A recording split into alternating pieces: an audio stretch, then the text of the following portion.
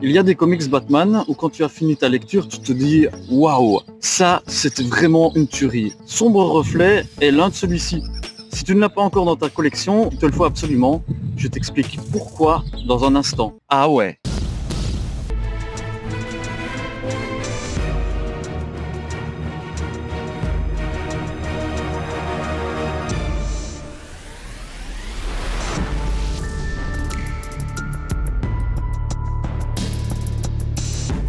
Dans cette histoire, ce n'est pas Bruce Wayne qui est sous le masque de Batman, c'est Dick Grayson.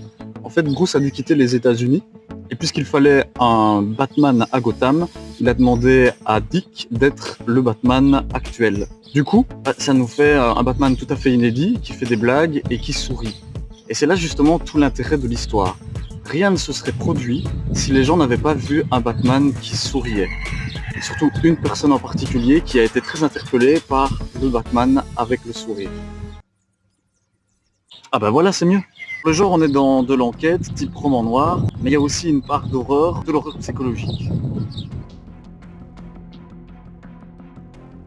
Pour les personnages, comme Dick Grayson est le personnage principal, on suit les gens de son entourage. Barbara Gordon a énormément de place dans le récit, et j'ai beaucoup aimé le traitement que les scénaristes ont fait du personnage de Barbara. Elle est beaucoup plus forte, elle est plus déterminée suite à l'attaque du Joker. On suit également son papa, Jim Gordon, et on voit vraiment la relation qu'il avait avec Dick.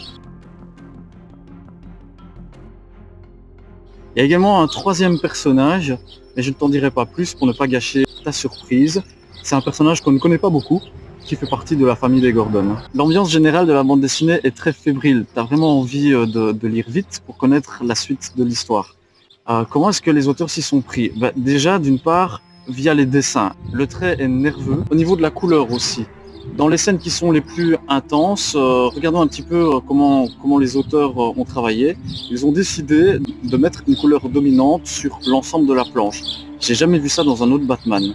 Les effets sont assez remarquables puisque il y a une ambiance qui s'en dégage, quelque chose de malsain. Ça aide à se mettre dans la peau des personnages, de ce qu'ils ressentent à ce moment-là. On plonge petit à petit dans l'horreur. Ce système accentue également le suspense. Quand tu liras la scène du restaurant, celle avec Jim Gordon, je crois que comme lui, tu auras envie de savoir ce qui se passe derrière la porte de toilette. Je sais pas pourquoi, mais la scène du restaurant m'a vraiment marqué.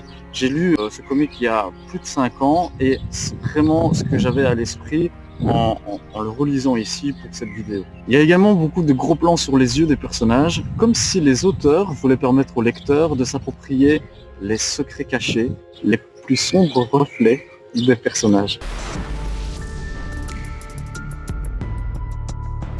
À l'époque, Urban Comics avait sorti l'histoire en 2 tomes. Je te dis pas à quel point c'était difficile d'attendre la sortie du 2e tome pour connaître le fin mot de récit. Maintenant, toi tu auras plus facile puisque Urban Comics a décidé de regrouper l'histoire en un seul tome.